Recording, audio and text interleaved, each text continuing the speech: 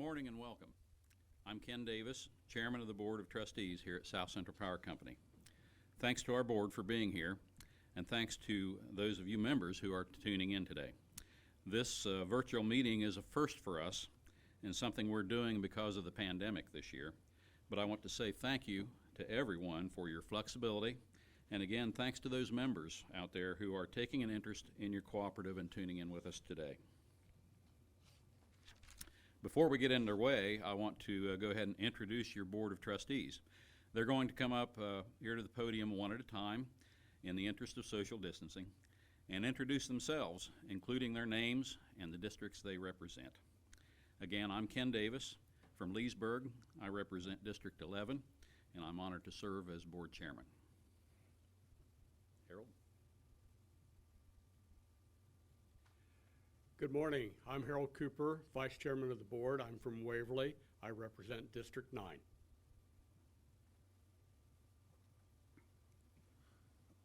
Mike Hummel, Assistant Vice Chairman, District 4, Pickerington, Canal Winchester area. Thank you.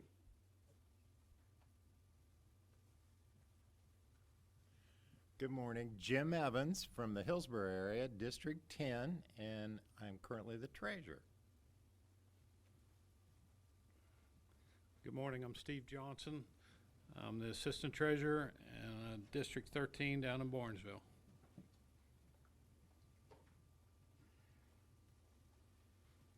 Good morning. I'm Tom Lamb, secretary, and I represent District 1, which is Circleville, kind of to the north and west.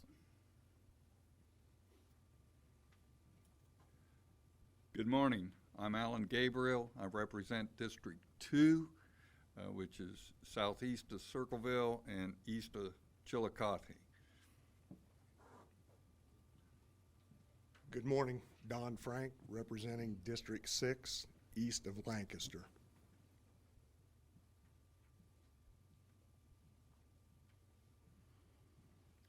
I'm Frank Lucas from Greenfield. I'm honored and pleased to be starting my 4th term representing the 13th District.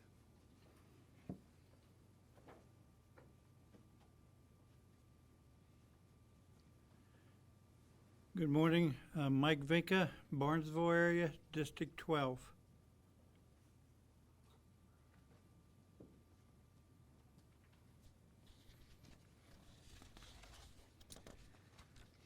Also would like to introduce to you Reed Bailey, who represents District 5. He's joining us today virtually. So Reed, thank you for your service as well. I want to thank all the Board of Trustee members at this time for your service. I have to tell you, it's a real pleasure to serve with all of these board members. We don't always agree on discussions. We debate back and forth, and we work things out and come to a conclusion, and it's been just a great experience to work with each and every one of these board members. They represent you in the districts very well, I believe. Also with us today is our President and CEO, Rick Lemons. You'll be hearing from him later today as he shares the President's report. But thank you, Rick, and your staff for setting up this live stream today so that we can share information with our members and meet, at least virtually, even in the middle of a pandemic. And thank you to you and your staff and the linemen and all of our employees for what you do every day to keep the lights on for us members out there. We're going to kick things off with the Pledge of Allegiance. So if you would, please join me in the pledge. I pledge allegiance to the flag of the United States of America and to the republic for which it stands, one nation, under God, indivisible, with liberty and justice for all. Now, if you would, please join me for an invocation. Our Father, we want to give you praise and thank you for the many blessings you've given us. Thank you for the freedoms that we have, the privilege of living in this country, the voice that we have in our elections, the voice that we have in our communities and our cooperative. We ask for that you guard our health and safety as a company, as employees and associates, as families and friends and members of our community. Lord, we ask that you bring us back together as a country and help us realize that we don't always have to agree totally with each other to get along with each other. All this we ask in the Lord's name. Amen. Thank you. At the outset of our annual meeting, we also have a tradition of recognizing the veterans who are with us in attendance. And since I know there are many of you out there at home, I just want to take a moment and say thank you to everyone there and here who served in our armed forces. So thank you so much for your sacrifices so that we can enjoy the freedoms that we do here in Ohio and across this great country. We're going to start today's program with the chairman's remarks, and I want to say thank you again for everyone who is tuning in. Some of you may have just recently joined the live stream on our website or on one of our social media channels, and we're glad to have you here. It was just a year ago that we met with many of you on the campus of Ohio University in Lancaster, and I said, we'll see you again next year. Never did I dream that we'd be facing the challenges that we've seen this year, not just here in Ohio, of course, but around the world. Our staff made a lot of preparations to host an annual meeting again this year, but as we got well into the summer and we were watching cases rise and listening to the guidance from CDC as well as state and local officials, we came to the decision finally that a virtual meeting would be best. We're hosting this virtual business meeting here at our corporate office in Lancaster, and fortunately our training room here allows enough space to host all of our Board of Trustees members, and we can still practice safe social distancing here. We're live streaming the meeting so that those of you who wish to safely participate in the business of your cooperative can do so from afar. So making adjustments to this meeting was really just one of many challenges your co-op board and staff have had to deal with this year. And we know that each of you in your daily lives has had to adjust and make changes and do things differently as well. I want to give you all a quick rundown of some of the decisions we have made this year to help serve each of you and our communities as we move forward. Later this morning, our President and CEO, Rick Lemons, will give you a business update looking back to 2019, as well as a preliminary overview of where things stand so far in 2020. After several years with no rate increases, our trustees in 2019 approved a small rate increase adjustment that was scheduled to go into effect April 1 of this year.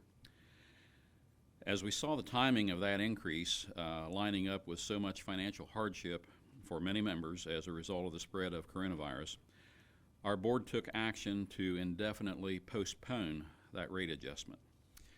We've continued to hold the line on that and expect that we can continue to do so until next year.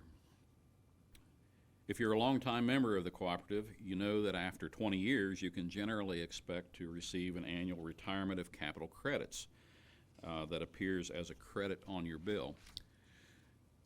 When you pay your bill, of course, you're covering the costs that we incur, such as wholesale power and other costs, but you're also making an investment in the cooperative that you own. That's what makes us different from other utilities. When this year's pandemic began to unfold, your trustees took swift action to expedite retirement of capital credits to you from 1999 and distributed those funds in mid-April instead of our normal June distribution. We took additional action suspending late fees as well as stopping disconnects for non-payment during the state's stay-at-home order in the subsequent months. We made some community investments as well. This year we focused on an area of community need, providing $20,000 in grant funding to food banks in Canal Winchester and Pickerington. Our cooperative exists for one reason, and that's to serve you. 2020 has been a difficult year, but we are here for you. On behalf of the Board of Trustees, thank you for allowing us to serve you. Now, in addition to the resources the cooperative invests in the community, those of you who participate in Operation Roundup provide the South Central Power Foundation with funding that goes directly back into your communities. Normally, Don Jones, who chairs our foundation board, would be here to give us an update on the work of the foundation. But in the interest of social distancing and limiting the participants we have for this meeting today here on site, Don was unable to join us in person. However, he did send a report about the work of the foundation, and I want to briefly share some highlights with you. In 2019 alone, the foundation invested $589,920 back into our communities served by South Central Power. Over the life of the foundation, they've invested roughly $3.5 million back to the communities. In response to the coronavirus pandemic this year, the foundation has turned their attention to organizations in need, like hospitals, food banks, and organizations serving vulnerable populations, from students to seniors. Here's a few examples. In Belmont County, the board just awarded $10,000 to the Community Action Commission of Belmont County to provide Chromebooks and internet service to help students receive education even in remote learning situations.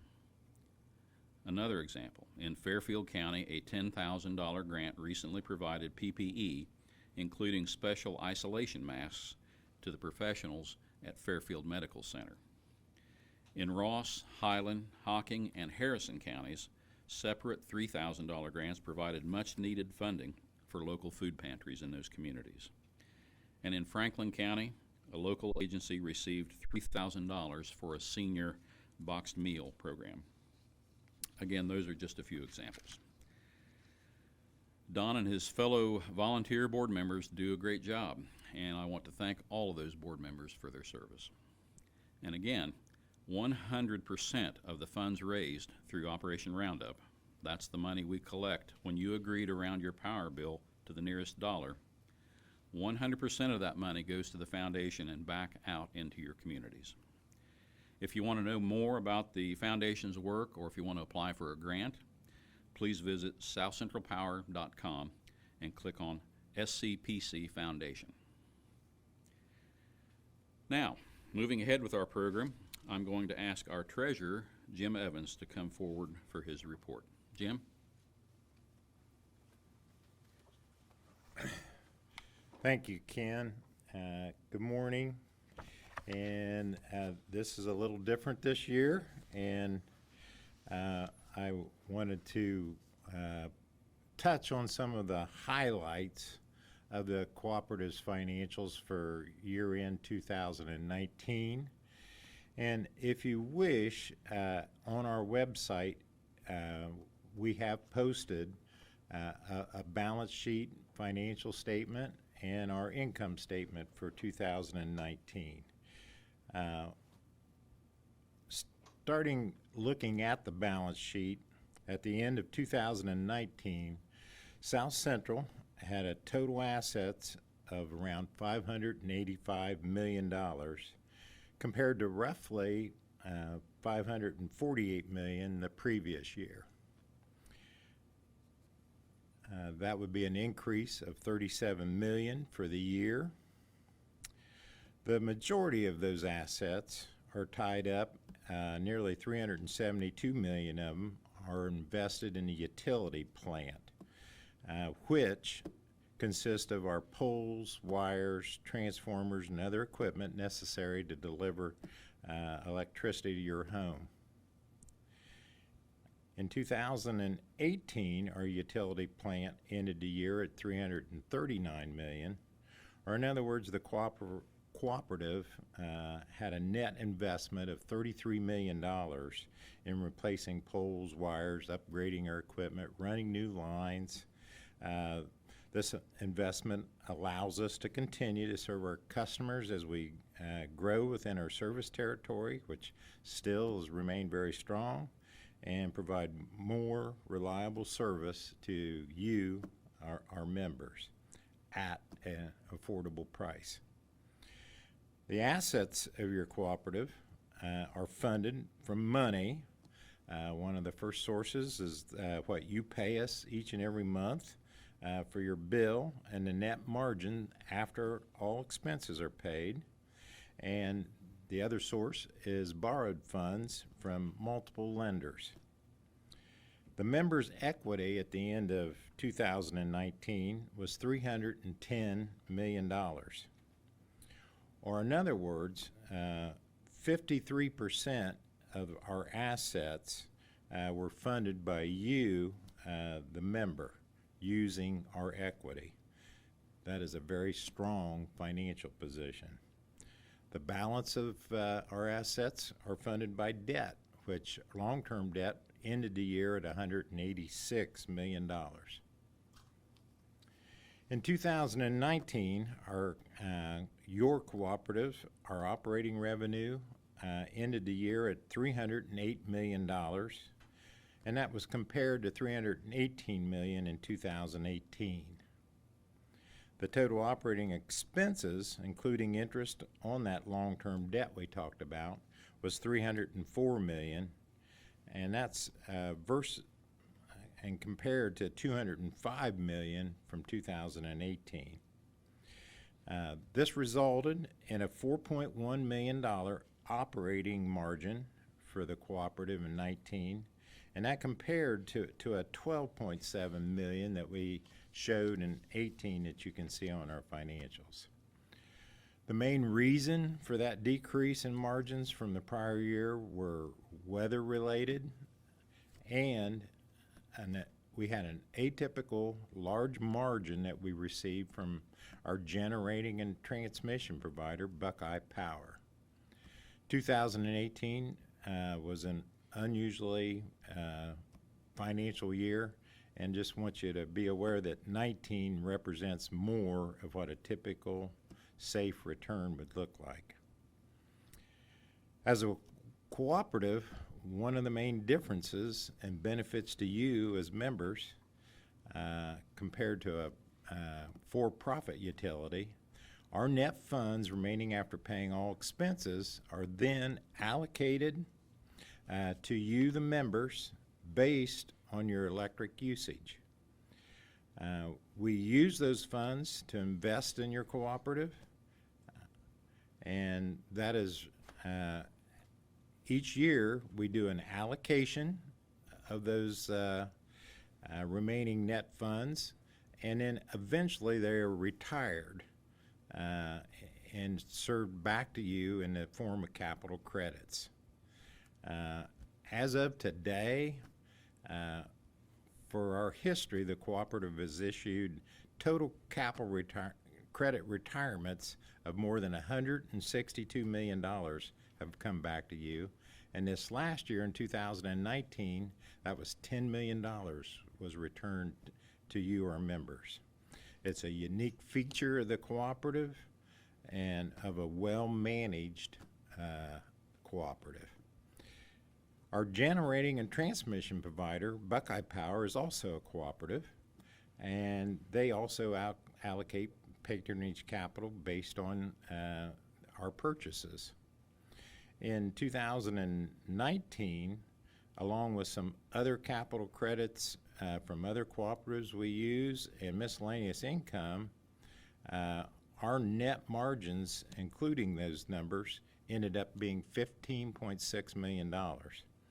Versus the $32 million that we had in 18. Again, a very strong financial year, and that really ends the highlights that I wanted to touch on to you as members. If you have questions or want to see more detail, we do have a more detailed report posted on the internet, or you can contact our offices, and they'll be happy to answer any questions that you possibly would have. With that, that ends my report.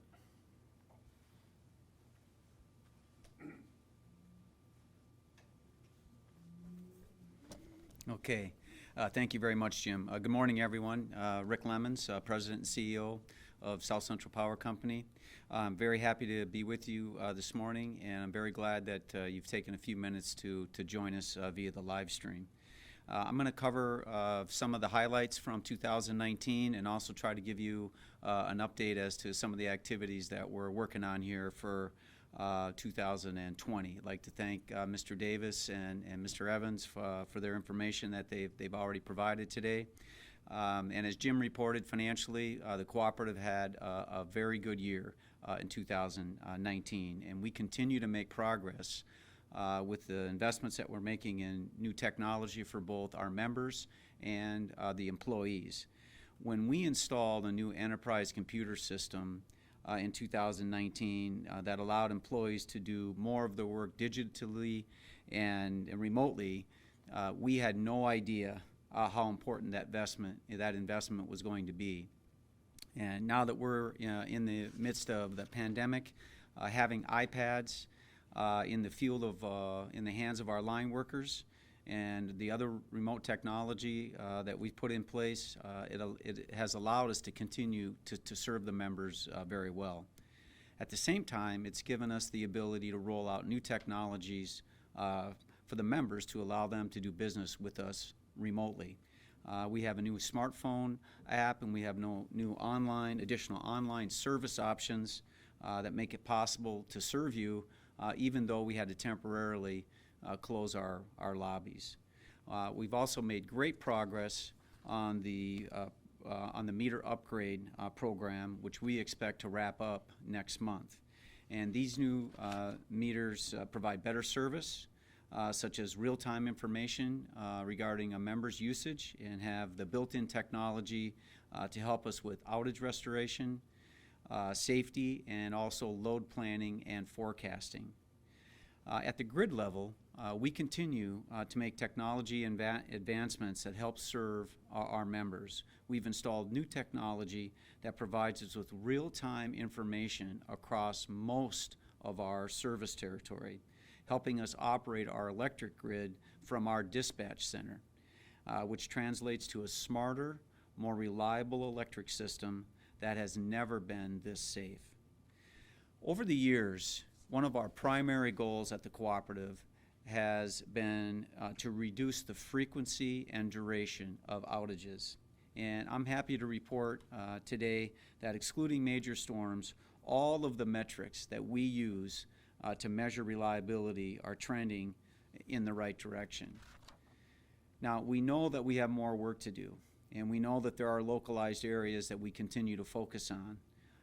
But we are pleased that the investments that we've made in technology, equipment inspection programs, vegetation management, the substation and transmission replacements and upgrades, and the enhanced maintenance activities are beginning to pay dividends.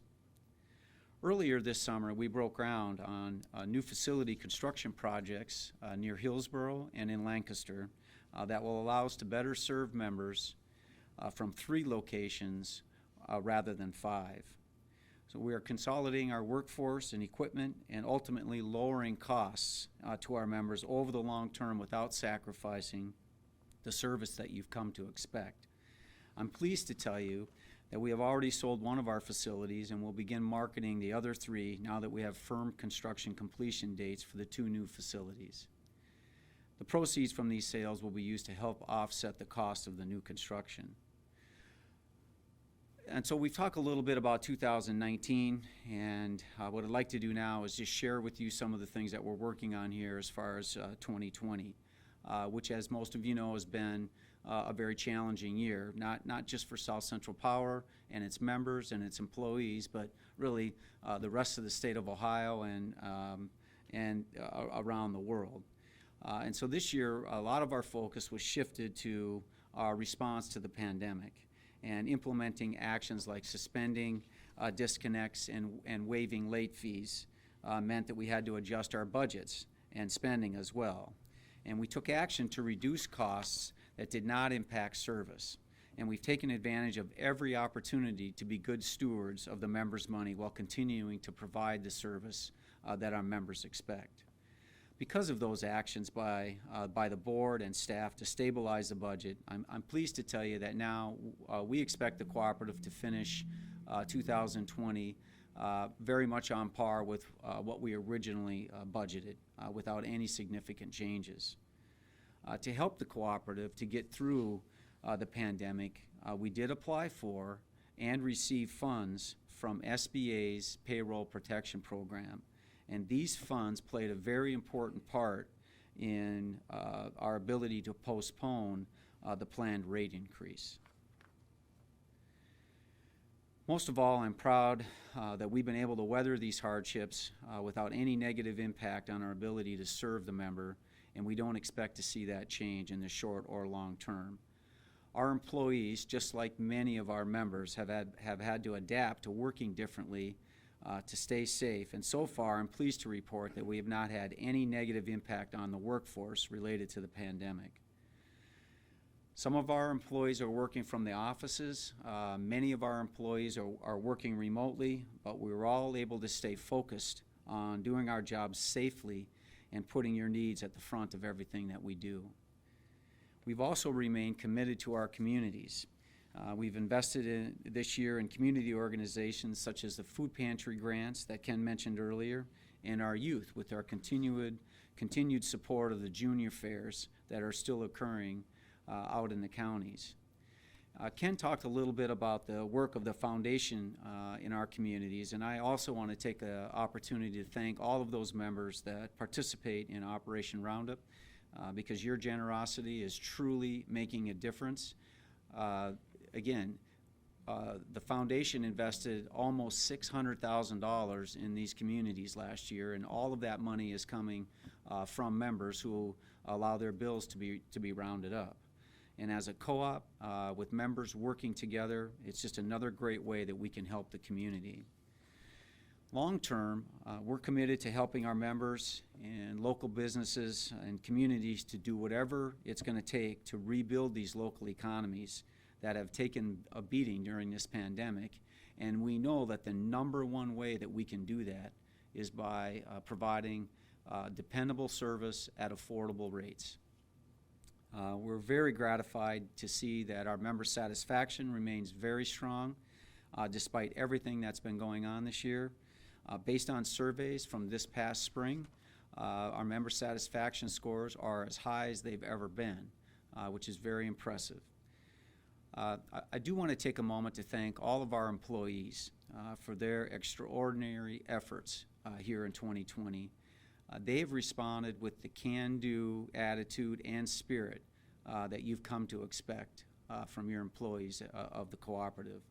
I want to thank the board for their vision, for their dedication and their leadership, and I want to thank our members for doing what they can do to work with us, with the local schools and other local organizations, and for doing what you can where you are in your local community. We know that we exist only to serve the member, and so this is my commitment. We are here to serve you. We want you to know that we've taken steps to ensure that we can restore your power in an emergency. We want you to know that our employees are a phone call or a click away. We want you to know that we have the programs and the services that you need if you need help to catch up on your bill if you're behind because of the financial hardship. We want you to know that we can help you save energy and money, and we can be your trusted energy advisor in good times and in bad. And we're South Central Power, and we are here for you. I hope that very soon it's safe for us to resume our normal schedule of member meetings in many of the communities that we serve. And when we do, I hope you'll come out and join us and say hello. And I forgot to mention that one of the most important aspects of our annual meeting is ice cream. And so this year we're just going to have to hang on the edge, and hopefully next time we get together we'll be able to share an ice cream. I want to thank you all for joining us today, and I appreciate the opportunity to share some information about the Cooperative.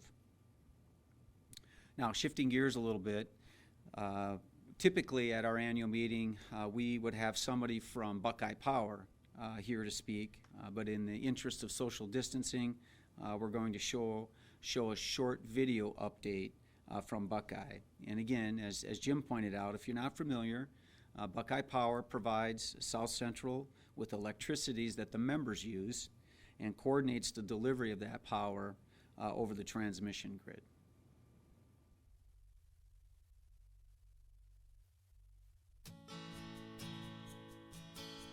Your cooperative community stretches far beyond your local borders. Across the state, across the country, and around the world. To become a powerful network that accomplishes great things by working together.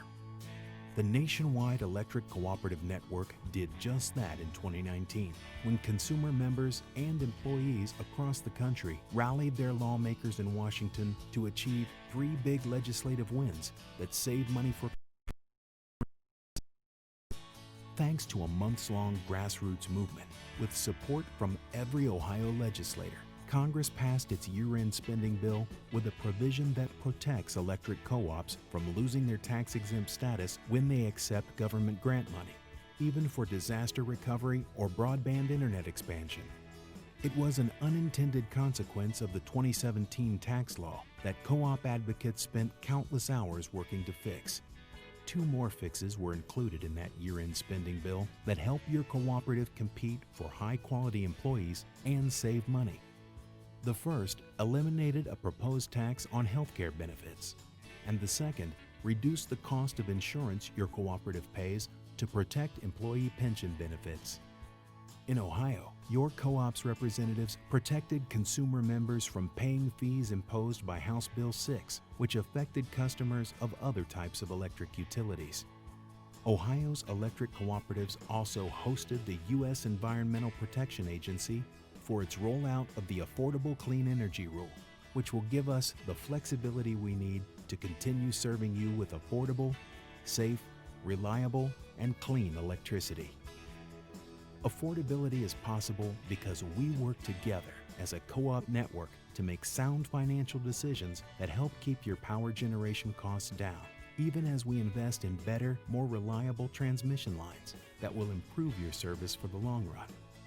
Your power generation rates have been stable for 8 years, and that stability will continue in the foreseeable future. The cooperative network is so powerful because of you, our consumer members.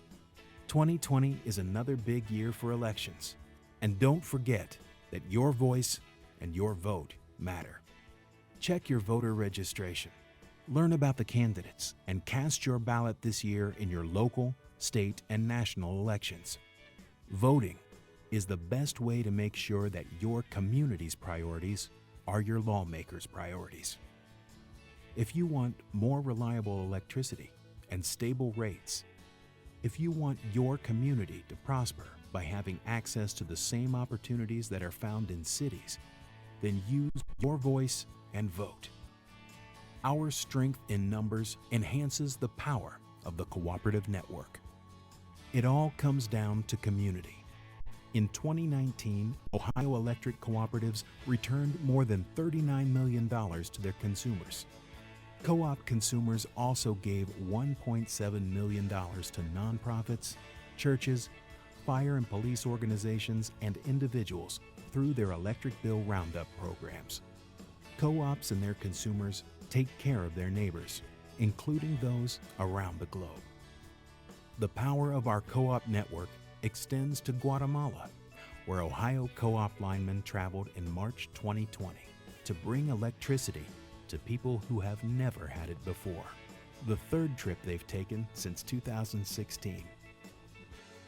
The power of the co-op network was strong in 2019. We look forward to working with you to accomplish even more in 2020.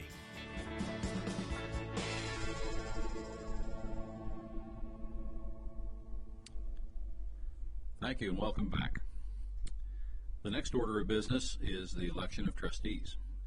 In accordance with the Code of Regulations, the Board of Trustees selected a nominating committee consisting of 1 member from each district to nominate members of South Central Power from each district 1, 8, and 13 as candidates for the office of trustee to represent all members and to serve a term of 3 years or until their successors are elected and qualified. The nominating committee has placed the names of the following members into nomination as candidates from the before-mentioned districts. For District 1, Thomas Lamb, Brian Cooper, Lynn Cantner, Jackie Miller, and Steve Sawyer. For District 8, Franklin Lucas, Michael Kinnaman, C. Randall Metzger, and Ken Newton. For District 13, Stephen Johnson. Pursuant to the code, I now call upon our Assistant Secretary, Alan Gabriel, to announce the results of the election. Alan?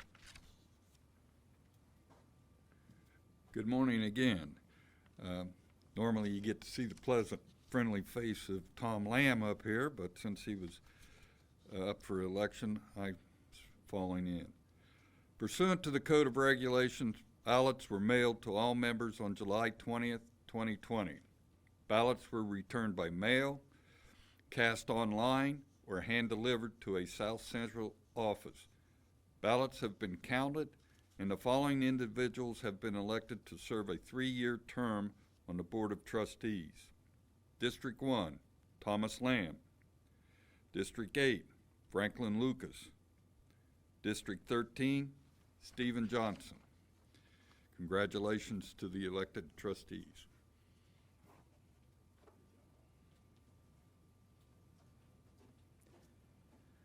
Thank you, Alan. And again, congratulations to those directors who were elected by our membership.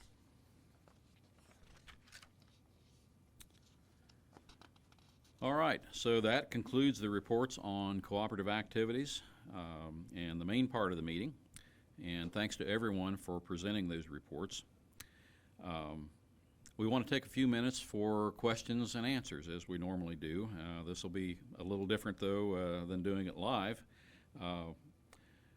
So one of the things that we did this year is we asked members to submit a question, any questions they might have in advance of the meeting.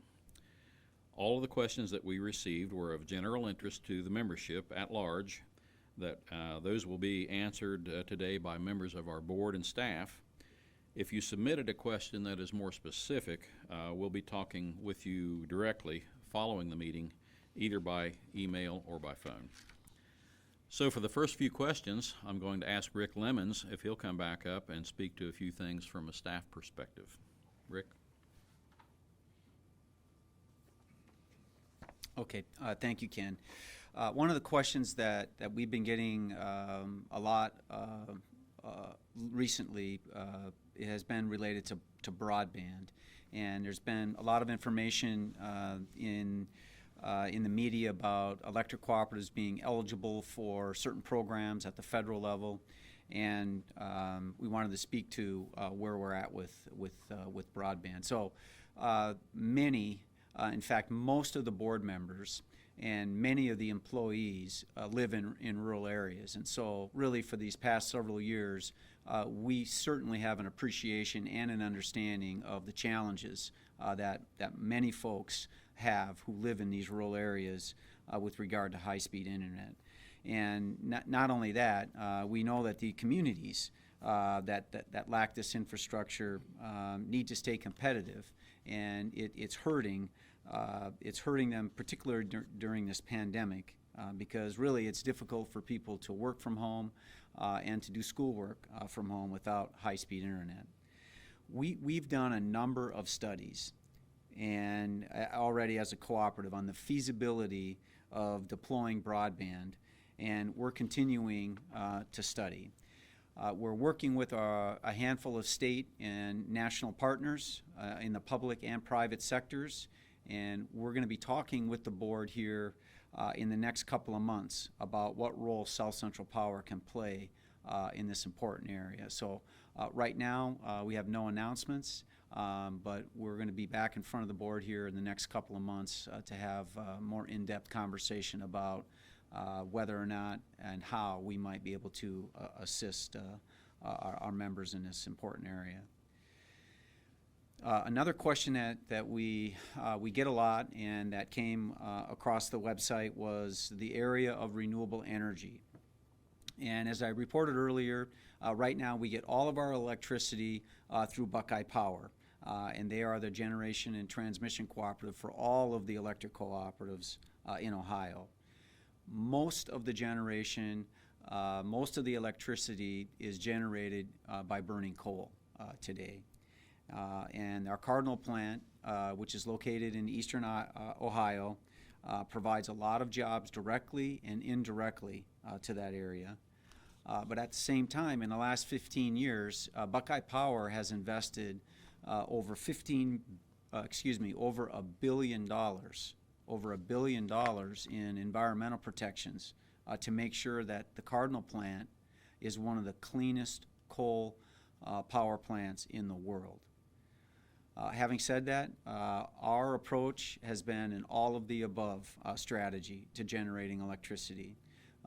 We also receive power from natural gas generators and renewable resources like hydropower, biomass, and solar.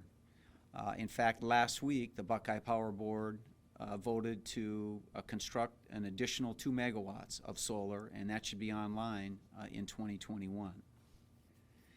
Over the past several years, we've heard from many members that were particularly interested in solar, and so we worked with Buckeye Power, and we built a community solar facility out here on the west end of Lancaster, which allows members who are interested in solar to sign up for a special program where they're buying the power that's generated from that facility.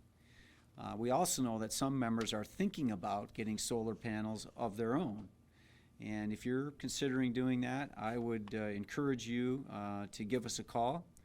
Contact our energy advisors who can help you get a good picture of what those panels will help you do with your electric bill, and we can help you every step of the way with expert and unbiased advice.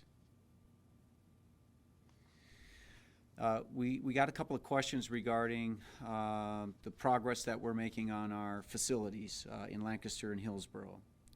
And so we've been moving ahead and making very good progress. In Hillsborough, that project is located about 8 miles or so east of Hillsborough. We've got the foundations poured there. A lot of the steel has been erected, and in fact they're putting some of the envelope around the building as we speak.